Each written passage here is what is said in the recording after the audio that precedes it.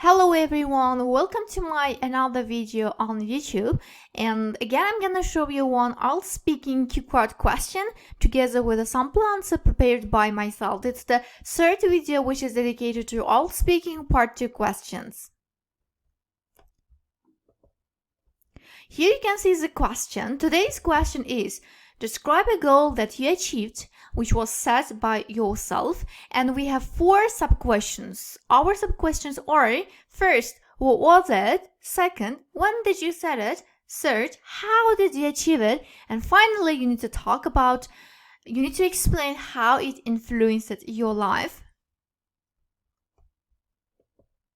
And here you can see my quick notes which I took during 1 minute while I was preparing my speech. And in the exam also you're given 1 minute, and you should always take advantage of this 1 minute to prepare your speech, because you will be planning what to say, and you will have a very good chance to prepare what to say beforehand. Okay, so I'm going to talk about buying a tablet, namely iPad, on my own. And at that time I was studying at university, and I worked at several places and saved up for it. And as a result of buying an iPad on my own, I became more independent and confident. Here you can see my speech. That's a script of my speech, and I recorded my voice. Now you can listen to the recording of my own speech and at the same time read the scripts. I wouldn't say that I achieved a lot until now, because there is still a lot to do for me. However, if I pick one achievement, I think buying an iPad on my own is one of my first achievements. And at that time, I was a university student at the age of around 20. I was away from my hometown and I lived independently. My parents were still providing me financially, but I felt that I was already a mature person and I needed to take responsibility for my own expenses. I got some part-time jobs as a teaching assistant at university and a personal tutor for kids at school. Well, I didn't make big money at the time, but I somehow covered my daily expenses. Then I set the aim of buying a well-versed technological item which would come in handy in my studies. And I made up my mind to buy an iPad. It was rather expensive for a student like me. It was around $400. However, I wanted to set my standards high. I took on some more jobs as a tutor for young learners, and I started analyzing my budget income and outcome, and I tried to cut down on unnecessary and extravagant purchases and spendings.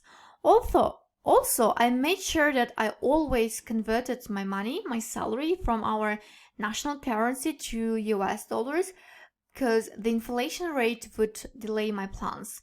It took me around 3 to 4 months to save up for a tablet. The first time I got my iPad, I felt so pumped up. Yes, I proved myself that I'm a goal-oriented and persistent person, and I learned that I can achieve anything I set my mind to. This experience did boost my self-confidence.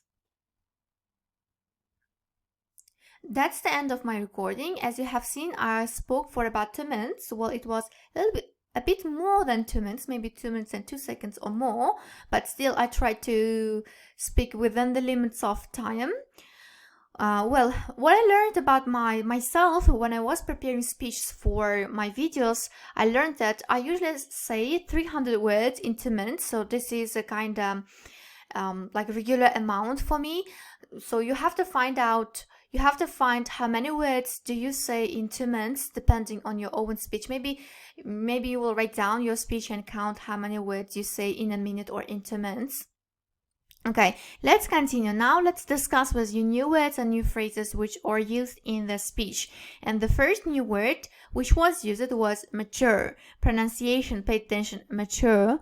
And mature, it's adjective, and it means like to behave like adults in a way that shows they are well developed emotionally. So a mature person is not only physically grown up, but also emotionally developed. For example, he is very mature for his age. So mature, it means behaving like adults, and grown up, it means grown up. The next expression which I used in my speech was come in handy and come in useful. They are interchangeable. You can use both of them, come in handy and come in useful. They have the same meaning. And they mean to be useful for a particular purpose. For example, keep it, it might come in useful. So it might come in useful, it means it might be useful one day for some purposes. The next expression which I used in my speech was make up your mind, and also you can say make your mind up, and both forms are correct, and it means to decide.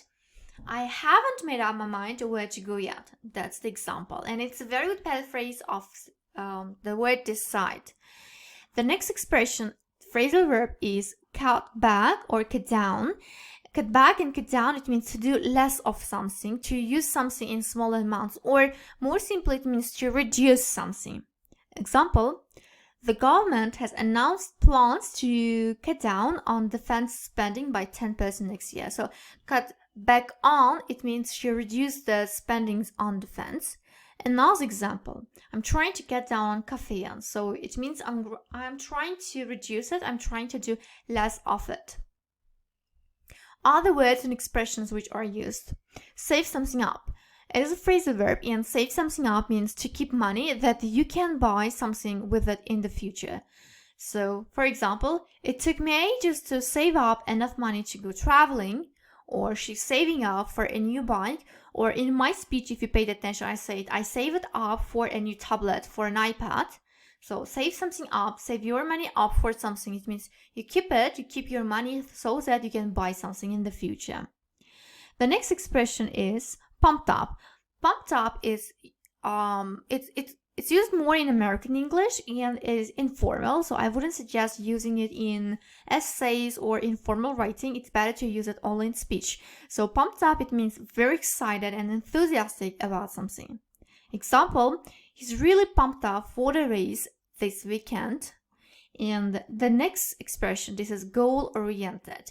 Goal-oriented, it's also adjective, and it means focused on achieving results as quickly and efficiently as possible.